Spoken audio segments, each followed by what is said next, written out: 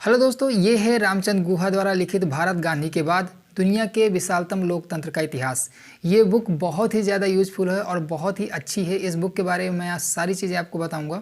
अगर आप ये बुक लेने के बारे में सोच रहे हैं तो ये वीडियो आपको पूरा देखना चाहिए।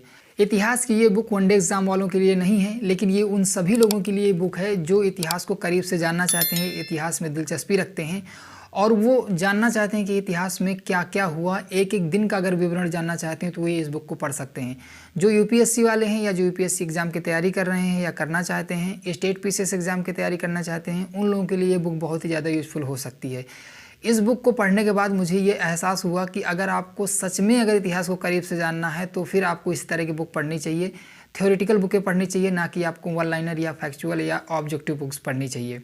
तो अगर आप इतिहास में दिलचस्पी रखते हैं, आपको लगता है कि आप इतिहास को करीब से जानना चाहते हैं, तो आपको ये बुक ज़रूर पढ़नी चाहिए। सिविल सेवा परीक्षाओं की तैयारी कर रहे हैं उन लोगों के लिए तो ये बुक मस्ट है, इम्पॉर्टेंट है, बिल्कुल पढ़नी चाहिए। क्योंकि इस बुक में ऐसे ऐसे तथ्य दिए गए हैं जो आपका नज़रिया चेंज कर देंगे इतिहास के प्रति और जो भी हमारे देश में हुआ उसके प्रति। तो मुझे ये बुक काफ़ी अच्छी लगी, इसलिए मुझे लगा कि इसका मुझे रिव्यू डालना चाहिए। इस बुक का रिव्यू मैं इस बुक को पढ़ने के बाद ही डाल रहा हूँ और इसको मैंने जितना करीब से जाना, इस बुक को जितना मैंने पढ़ा, उस हिसाब से मैं बताने की कोशिश करूँगा। इस बुक को पढ़ने के बाद जो भी मेरा एक्सपीरियंस रहा, जो भी मेरा अनुभव रहा, वो मैं चीज़ें आपसे शेयर करूँगा। ये पेंगुइन पब्लिकेशन द्वारा निकाली जाती है भारत गांधी के बाद। इसका एक और नेक्स्ट पार्ट आता है, वो आता है भारत नेहरू के बाद, तो उसका भी मैं जल्द ही आपको रिव्यू दूंगा। लेकिन पहले इसके बारे में जान लेते हैं।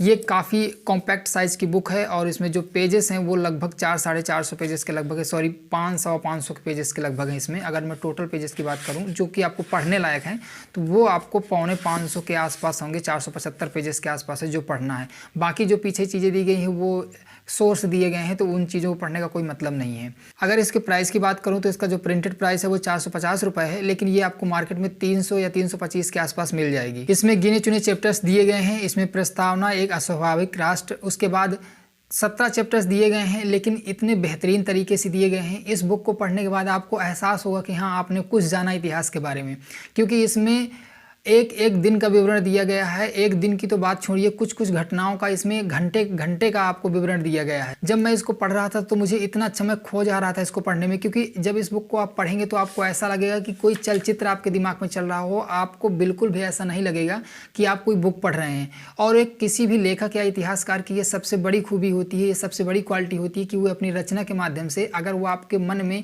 या आपके दिमाग में चलचित्र बना पा रहा है तो उससे अच्छा रचनाकार कोई हो नहीं सकता। और रामचंद्र गुहा जी ने इसको पूरी तरह से चरितार्थ किया है, क्योंकि इस बुक को पढ़ने के बाद आपको ऐसा लगेगा कि जैसे आप कोई मूवी देख रहे हों। और जितनी इंटरेस्टिंग है उतनी ही ये सरल और सहज भाषा में है, ताकि आपको पढ़ने में ज़रा सा भी बोरिंग नहीं लगेगा। हाँ, हालांकि कुछ कुछ चैप्टर्स ऐसे हैं, चैप्टर्स तो नहीं कह सकता, कुछ चैप्टर्स के कुछ पेज ऐसे हैं जो कि थोड़ा सा आपको कठिन लग सकते हैं। वो आपको 1 से 2 बार पढ़ने पड़ेंगे तो आपको समझ में चीज़ें आ जाएंगी।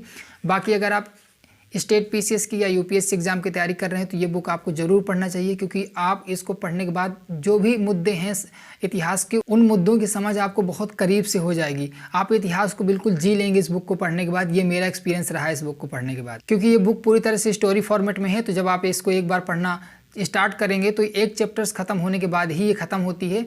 तो जैसे आप किसी भी चैप्टर्स को पढ़ेंगे तो आपको लगेगा कि आप पूरी तरह से उस कहानी को जी रहे हैं। तो मुझे काफ़ी अच्छा लगा इस बुक को, और मैं आपको ज़रूर इस बात के लिए रिकमेंड करूँगा कि आपको ये बुक एक बार ज़रूर पढ़नी चाहिए। इसका जो नेक्स्ट पार्ट है उसका भी मैं रिव्यू जल्दी डालूंगा।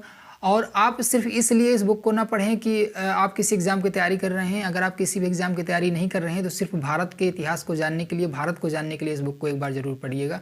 और जो इसका नेक्स्ट पार्ट है उसको पढ़ने के बाद भी मैं उसका रिव्यू ज़रूर बताऊँगा और उसका एक्सपीरियंस कैसा रहा वो भी मैं आपके साथ शेयर करूँगा।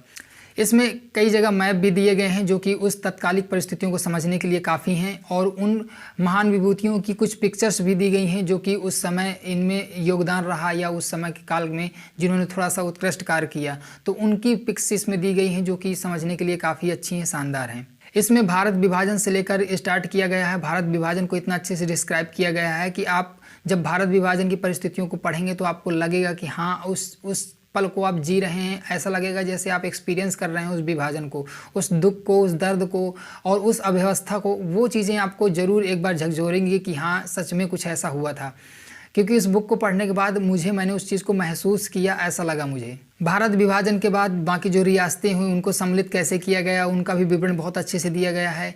उसके बाद आप संविधान निर्माण की प्रक्रिया जो रही, उसके बाद जो कि अर्थव्यवस्था में जो चेंजेस आए उनके बारे में भी बहुत अच्छे से इसमें दिया गया है।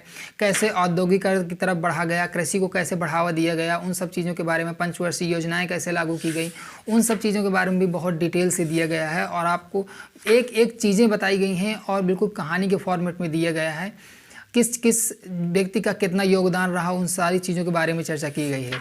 हालांकि ये वनडे एग्ज़ाम वालों के लिए बहुत ज़्यादा बोरिंग हो सकती है, इसलिए मैं उनके लिए रिकमेंड नहीं करूँगा जो इतना नहीं पढ़ सकते हैं, क्योंकि वनडे एग्ज़ाम के लिए बिल्कुल यूजलेस है और वनडे एग्ज़ाम वालों के लिए नहीं है। लेकिन अगर आप पढ़ने में दिलचस्पी रखते हैं, आप बुकें पढ़ना आपको अच्छा लगता है या इतिहास को जानना पसंद है, तो फिर आप इस बुक को ज़रूर पढ़िएगा। पंडित जवाहरलाल नेहरू द्वारा अपनाई गई विदेश नीति के बारे में भी बहुत अच्छे से इसमें डिस्क्राइब किया गया है। उन सारी चीज़ों को, तत्काल परिस्थितियों को भी बहुत अच्छे से इसमें दिया गया है। तो मेरे हिसाब से ये बुक आपको ज़रूर पढ़ना चाहिए। सरदार वल्लभ भाई पटेल, डॉक्टर भीमराव अम्बेडकर के योगदान को भी बहुत अच्छे से इसमें दिया गया है। तो आप जब उन चीज़ों को पढ़ेंगे तो आपको ज़रूर अच्छा लगेगा पढ़ने के बाद। मेरा ये एक्सपीरियंस रहा है। जैसा कि कश्मीर वाला मुद्दा था, तो कश्मीर मुद्दे को भी इसमें बहुत अच्छे से दिया गया है। वो भी चीज़ें आपको बहुत एक्सपीरियंस देंगी पढ़ने से, और मुझे ये बुक ओवरऑल बहुत अच्छी लगी पढ़ने के बाद।